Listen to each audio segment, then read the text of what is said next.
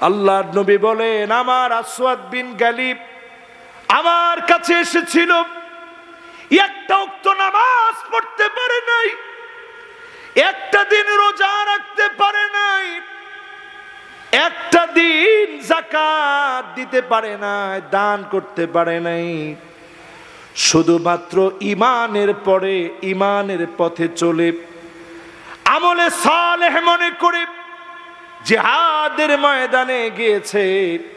যিনি কবুল করে জান্নাতের মেহমান বানায় দিয়েছেন তিনি কে? ওয়াতাওয়াসাউ বিল হাক্কি ওয়াতাওয়াসাউ বিস সবর। হক প্রচার করা লাগবে। জোরে বলেন কি? আর জোরে কি? হক প্রচার করলে পরে কি হবে আল্লাহ বলতেছে, ওয়াতাওয়াসাউ বিল হাক্কি ওয়াতাওয়াসাউ বিস সবর। হকের প্রচার যখন করবেন সাথে সাথে সবরের দীক্ষা দিতে হবে। হক কথা বললে আপনার উপরে জুলুম আসবেই আসবে। সবর করে যখন আপনি দিন কায়েমের পথে থাকবেন, ওই যে পায়ের ভিতরে ধুলিবালু লাগছে, এগুলোর জন্য যিনি জাহান্নামের আগুন হারাম বানায় দিবেন তিনি কে?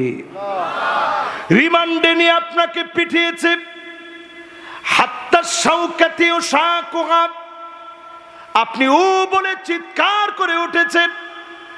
আল্লাহ রাব্বুল আলামিনের হাবিব বলেন, মুমিনের এটুকুন কষ্টের কারণে হাত্তা শাওকাতি ও শাকুহা ইল্লা কাফফারাল্লাহু বিহা খতায়া,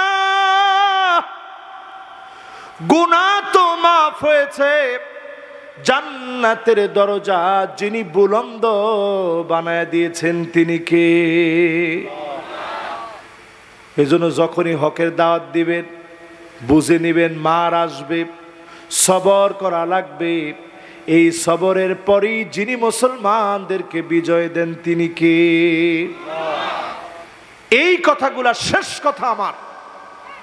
এখন একটা লোক উঠেন না মেহেরবানি করে, আগামী নির্বাচনের আগে কি দরকার? আমি কোন দলের পক্ষ হয়ে কথা বলছি না, আমি কোরআনের পক্ষ হয়ে কথা বলছি। আমার ঠিক তো 5 জনে কইছেন, সবাই বলেন কিসের পক্ষ হয়ে কথা বলছি? এই কোরআনের পক্ষ হয়ে আমি কোরআনের দালাল হিসাবে বলছি। আমি দালাল কিসের? সবাই বলেন কিসের? আমি কোরআনের পক্ষে বলতে চাই। আমরা অনেক সময় মনে করি নামাজ তো পড়ি, রোজা রাখি, হজ করি, যাকাত দেই, হুজুরদেরকে টাকা দেই, মাহফিল করাই, সব করাই, আর কি? আর কি বেটা? আমার চাইতে বড় বুজুর্গ আছে কি? আপনি বুজুর্গ হতে পারেন নাই। উজুবু তাহকিমি শারঈল্লাহ, এই জমিনে দিন কায়েম করা সুন্নত মুস্তাহাব না, বরং যিনি ফরজ বানায়া দিয়েছেন তিনি কে? এখন একটা লোক উঠলেও আমি মনে করব এই লোকের ভিতরে ঝামেলা আছে।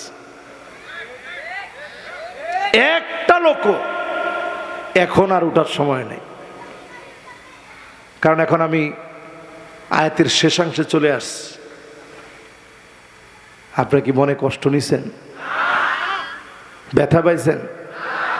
আমি শেষ কথা বলি, সূরা মায়দা থেকে শেষ কথা শোনাই। ওয়া আনিহকুম বাইনাহুম বিমা আনজালাল্লাহ।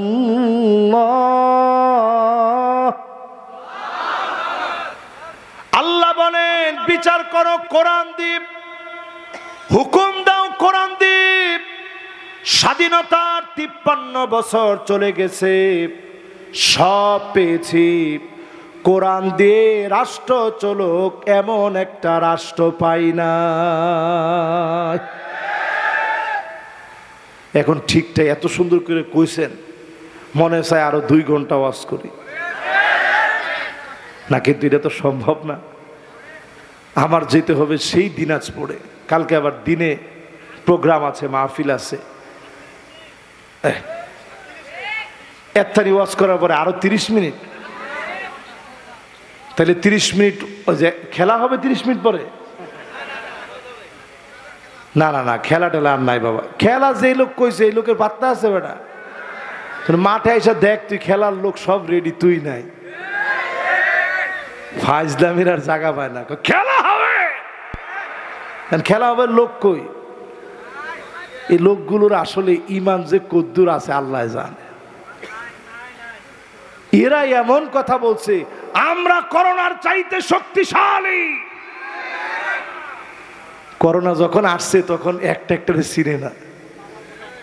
রাত্রে যদি আম গাছতলায় কেউ দাঁড়ায় থাকতো, এই পিপি টিপি সব পরে, হাতের মধ্যে গ্লাস, মুখের মধ্যে মাস্ক, এরপরে পিপি পরে যদি এইরকম করে দাঁড়ায় থাকতো, এই লোক বলে করোনার চাইতে শক্তিশালী। আল্লাহ এদেরকে হেদায়েত দান করুক, পরে না আমিন। আমরা মানুষের হেদায়েত কামনা করি এবং এই হাতগুলো যেন ইসলামের পক্ষে শক্তি হয়ে যায়, পরে না আমিন। তাহলে বিচার করা লাগবে কি দিয়ে? 2 নম্বরে আল্লাহ বলেন, ওয়ালা তাত্তাবি' আহওয়াআহুম, খবরদার নবী, মন গড়া কোনো বিচার চলবে না। ঠিক বলছে এখন 3 জনে, আর জোরে। এই মন গড়া বিচার করার বিচারপতি ছিল বিচারপতি মানিক্কা। ও কলা পাতার মধ্যে এমনি ব্যাটকায় রয়েছে, ওর গলার ভিতরে গামছা লাগায় টানে এরকম। কিরে তুই মানিক্কা না? কহ আমি মানিক্কা। দেখছেন না আপনারা?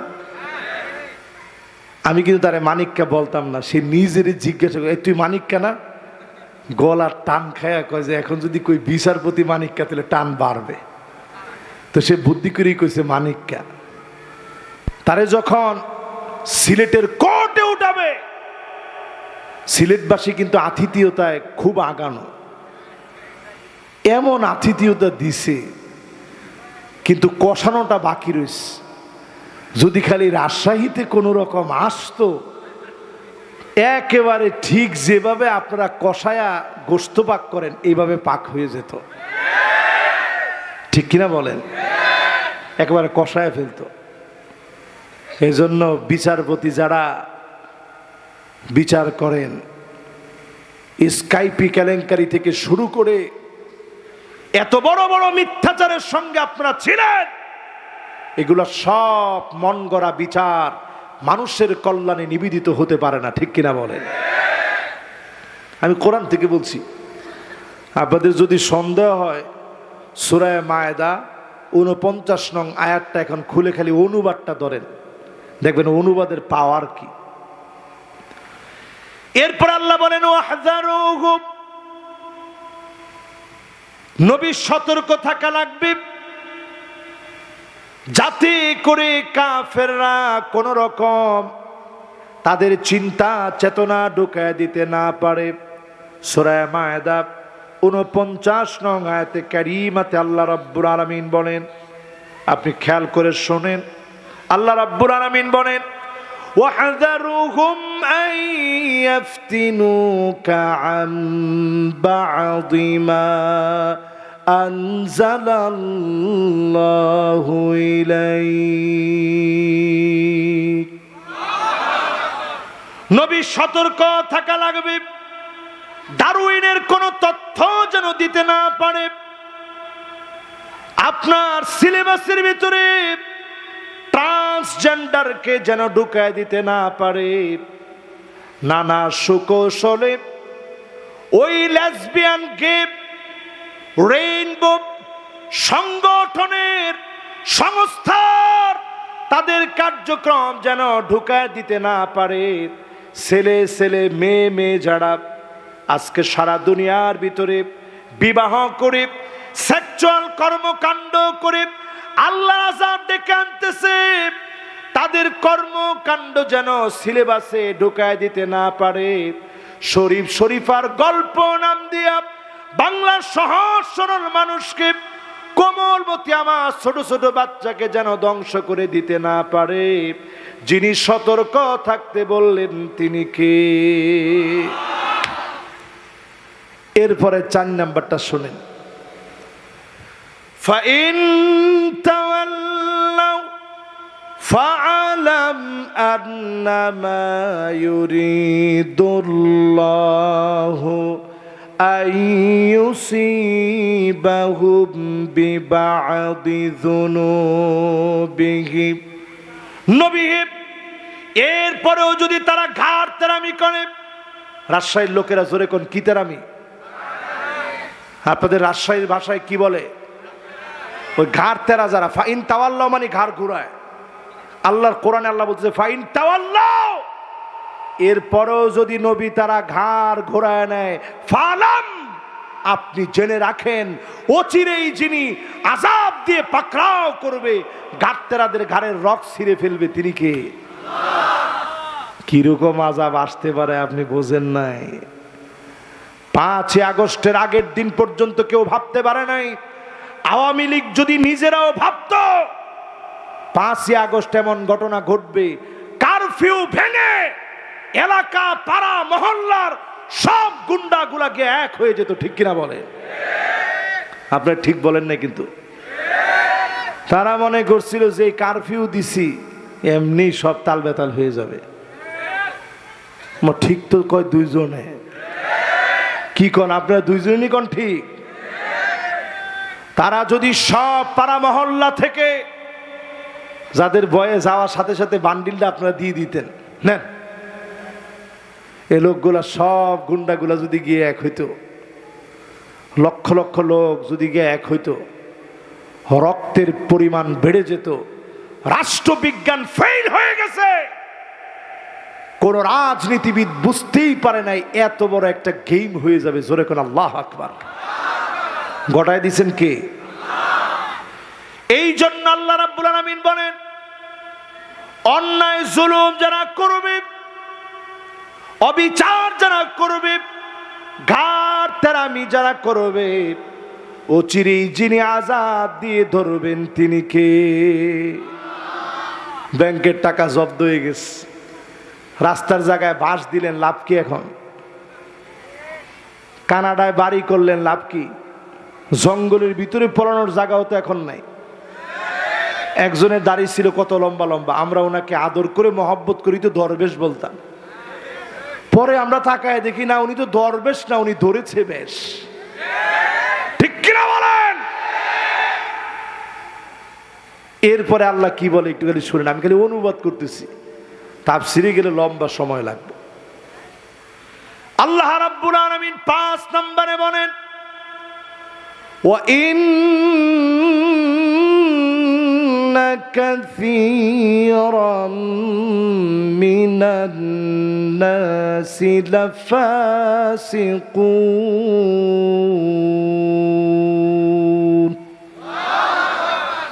প্রথমে আল্লাহ বলছে ইন্না মানে নিশ্চয়ই, তাকিদ দিছেন, বের হওয়ার কোনো রাস্তা নাই। কাসীরুম মিনান নাস, একজন আর দুজন না, অধিকাংশ লোক, লাফাসিকুন, অবশ্যই ফাসিক।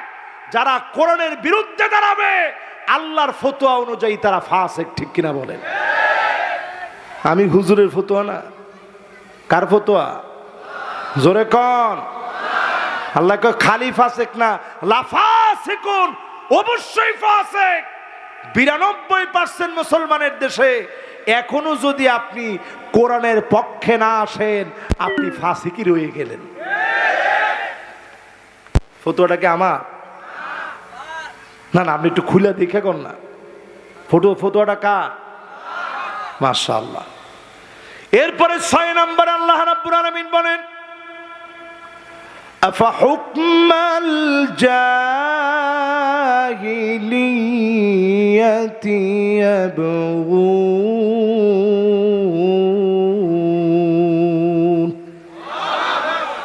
নবী হে, মানুষ কি এত কিছুর পরেও জাহিলিয়াতের বিচারের দিকে যাবে? জাহিলিয়াতের বিচার বলা হয় অন্যায় আর অবিচার করে মানুষের উপর অত্যাচার, অত্যাচারের স্টিম রোলার চালানো।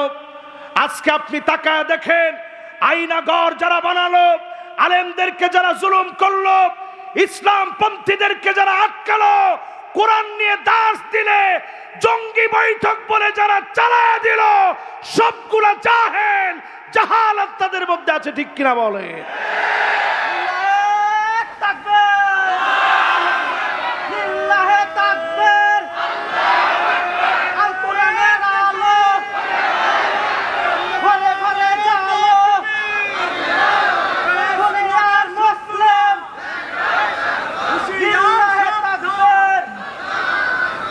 এবার আপনারা একটু চিন্তা করেন, মাশাআল্লাহ মাশাআল্লাহ, এই নারায়ে তাকবীর, এই স্লোগান থেকে আমরা বের হব না ইনশাআল্লাহ।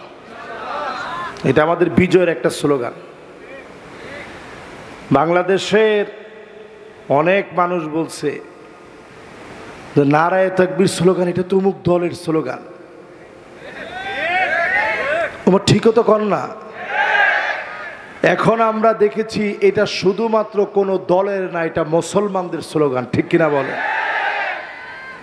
এজন্য ফাসিক নিজের পরিচয় দিয়েন না, জাহেল নিজের পরিচয় দিয়েন না, মোমেন নিজের পরিচয় দেন, ঠিক কিনা বলেন? এরপরে আল্লাহ রাব্বুল আলামিন বলেন, ওয়ামান আহসানু মিনাল্লাহি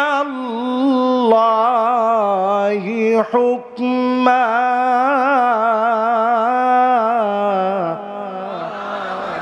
আল্লাহর হুকুমের চাইতে অতীব সুন্দর তোমার কোনো হুকুম হতে পারে না।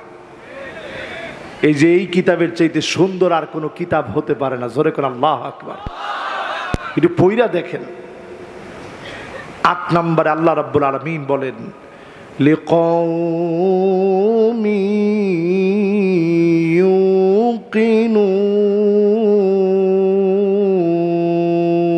ইউকিনুন, একমাত্র প্রবল বিশ্বাসীরা এই কিতাবের দিকে আসবে। আরো জোরে বলেন, আরো জোরে। আল্লাহ যেন এই কিতাবের জন্য আমাদেরকে কবুল মঞ্জুর করেন, পড়ে না আমিন।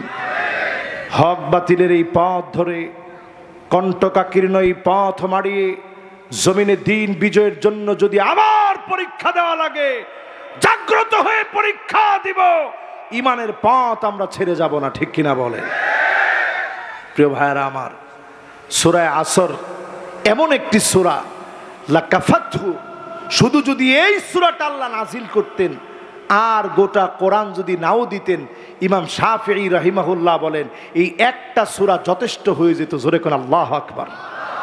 এমন একটি সূরা থেকে যতগুলো কথা বললাম শুনলেন, আল্লাহ পাক আমাদেরকে আমল করার তৌফিক দান করুক, পড়ে না আমিন।